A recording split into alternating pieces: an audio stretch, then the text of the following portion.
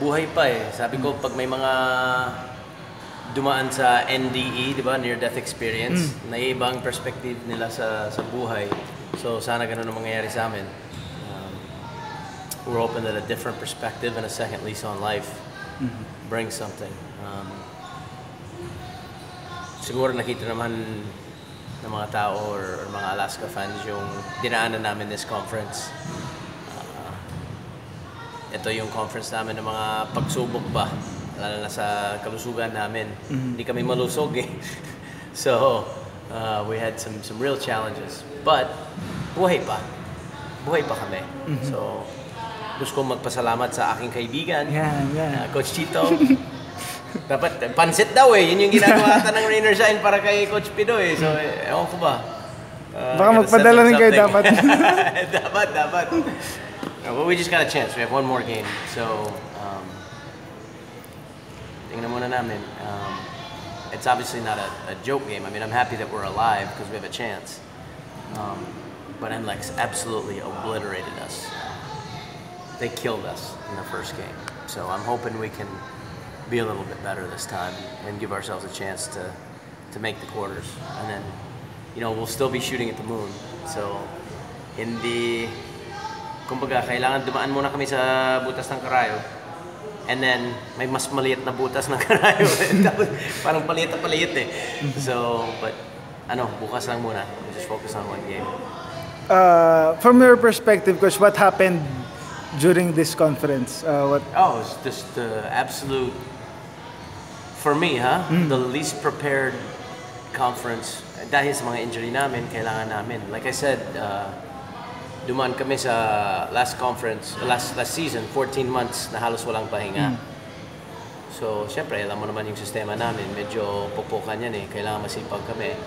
So, bugbog talaga yung mga player. Ang dami mga injury, yung mga iba, si Simon na opera.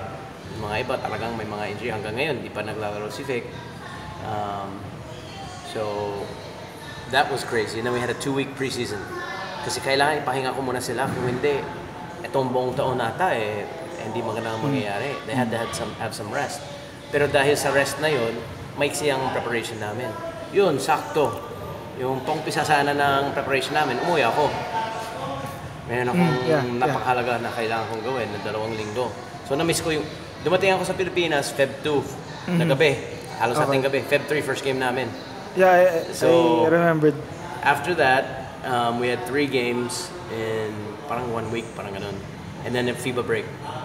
Excited talaga ako sa FIBA break eh. May mga plano, may 2-a-days. Ito magiging preseason natin na talagang lahat. Except, pagdating ng FIBA break, karamihan ng mga ensayo namin, 7 o 8 lang ang players namin. So hindi ka maka 5-on-5. So what play can you run? Alam mo yun, what doubling scheme can you work on? What ball stream? So put a breakdown. Individuals, 2-on-2, 3-on-3, 4-on-4. But kulang talaga sa practice sa sharpening. Hindi ko ma-fault yung effort ng mga player. Kung malaban sila, diba, sabi nila, you play with the hand you're dealt.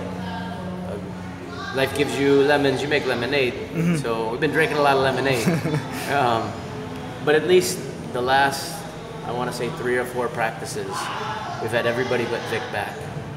So that changes the way that we practice, the feel in practice.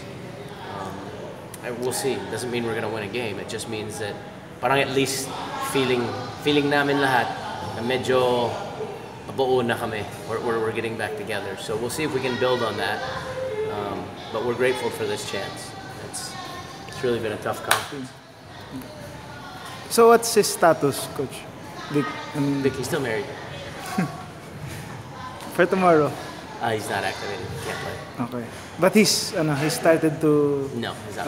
Okay. So, we'll see. We'll see what happens. But it's just been one of those conferences. And it's not, hindi naman kami unique dyan eh. Daming hindi na dumadaan sa ganito. It's just parang turn talaga namin. Itong, okay, your turn Alaska, you're gonna have a bunch of injuries. Yeah. So, okay. So, just fight through it.